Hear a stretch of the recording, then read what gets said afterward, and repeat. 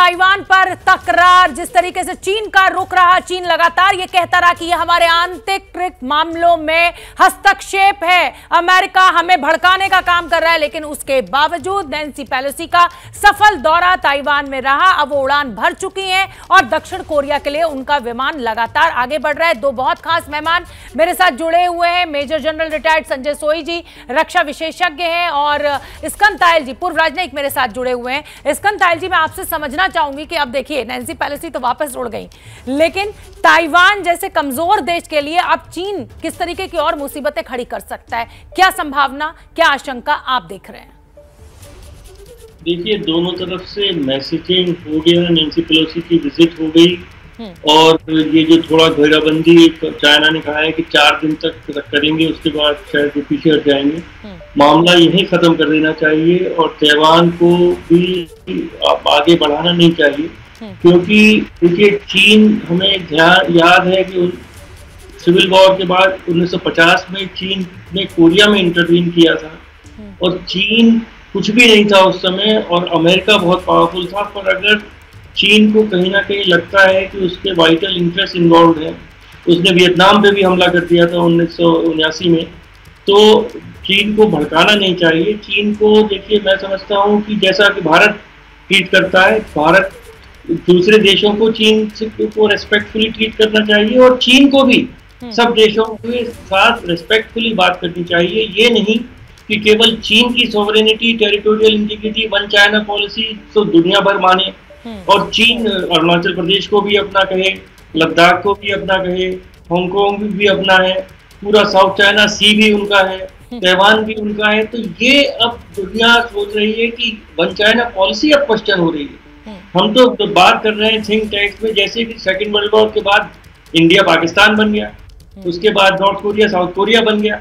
इस तरह अब इस समय 2 चीन है और ये वन चाइना पॉलिसी को भारत अगर आधिकारिक रूप से फॉर्मली हम क्वेश्चन ना करें, पर हमारी लेवल पे हम लोग हैं, जनरल साहब हैं, हमें वन चाइना पॉलिसी को क्वेश्चन करना चाहिए, क्योंकि चीन एक भारत नहीं मानता और भारत को तोड़ने का प्रयत्न करता है। बिल्कुल आप ठीक कह रहे हैं और ये जो वन चाइना पॉलिसी है, विस्तारवादी नीति की लगातार पैरोकारी करता रहता है चीन, कहीं ना कहीं समझना होगा कि अब वो दौर नहीं है। लेकिन मैं आपका रुख करना चाहूंगी, रक्षा विशेषज्ञ हमारे साथ बने हुए सोई साहब, अगर दक्षिण चाइना सी यानी साउथ चाइना सी में इस तरीके का तनाव बढ़ता है तो आप भी जानते हैं कि भारत की भी बहुत निर्भरता है व्यापार के लिए इस रास्ते पर, तो कहीं ना कहीं 2 देशों की लड़ाई में, 2 देशों की ईगो में भारत का भी नुकसान आप देख रहे हैं?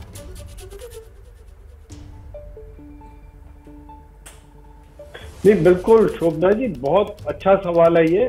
इनफैक्ट इस समय जो माहौल बना हुआ है, फ्रैंकली ये बहुत टेंस माहौल है। ऐसे में दोनों की सेनाएं, अमेरिका की, चाइना की, पूरी तरह डिप्लॉयड है और ईगो प्रॉब्लम आ रखी है दोनों में। और एक तरह से मान लीजिए कोई छोटी सी चिंगारी, कई बार ये खतरा लगता है कि बहुत बड़ी आग ना बन जाए, क्योंकि अगर ऐसा बन जाता है तो आप सोचिए कि पूरा एशिया पैसिफिक जो इलाका अफेक्टेड हो जाएगा, जितने आसपास के देश है, भारत है, क्योंकि व्यापार के हिसाब से जो साउथ चाइना सी है, बहुत इकोनॉमिक एक्टिविटी काफी है, तकरीबन 45% तक मेरे ख्याल तक ट्रेड वहां से निकलता है।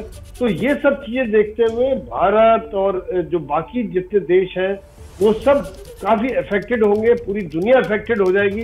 आप देखिए रशिया यूक्रेन की लड़ाई हुई तो दुनिया के ऊपर कितना असर पड़ गया, इन्फ्लेशन हो गया, खाद्यान्न की कमी हो गई है। और अगर यहाँ पर इस तरह की जंग छिड़ती है तो पूरी दुनिया ही परेशान होगी, भारत ही नहीं सारी दुनिया पे इफेक्ट आएगा। और मैं तायल जी से बिल्कुल सहमत हूँ कि यहाँ पर इसको शांति से निपटाना चाहिए।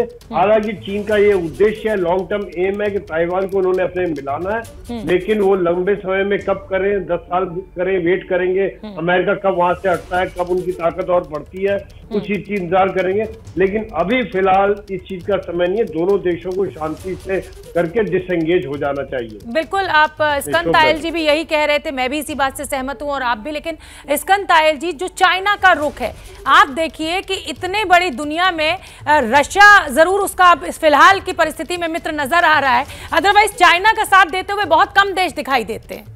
ऊपर से दिखे भी, लेकिन अंदर से वो सब जानते हैं कि ये जो देश है ये विस्तारवादी नीति में विश्वास करता है, ये दूसरे के बाजार खत्म करने में विश्वास रखता है। आप देख ही रहे कि लोन देकर कैसे श्रीलंका को सड़क पर ला दिया। कहीं ना कहीं चाइना को अब पूरी दुनिया का भी खौफ आप देख रहे हैं कि अब पूरी दुनिया एकजुट है चाइना की नीतियों के खिलाफ। नहीं, मैं ये नहीं कहूंगा बिल्कुल कि पूरी दुनिया एकजुट है। देखिए, ईरान चाइना के साथ है और आप बेल्ट एंड रोड इनिशिएटिव देखें, आसियान देश 10 आसियान देश हैं, वो या तो चीन से डरे हुए हैं, उनकी सबसे अधिक ट्रेड जो है वो चाइना के साथ है, सबसे ज्यादा इन्वेस्टमेंट चीन से आ रहा है। तो हमें कभी भी इस मुगालते में नहीं रहना चाहिए कि चीन आइसोलेट हो रहा है। चीन दुनिया की 2nd लार्जेस्ट इकोनॉमी है और चीन पूरे एशिया पैसिफिक में बहुत ताकतवर देश है।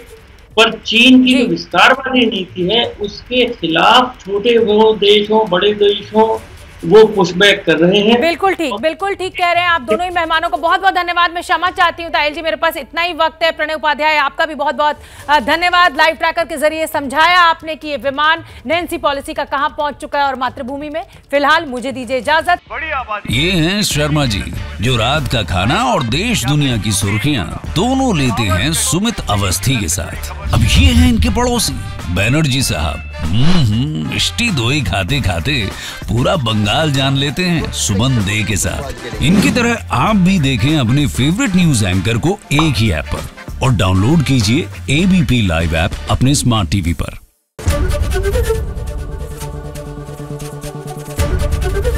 एबीपी न्यूज आपको रखे आगे।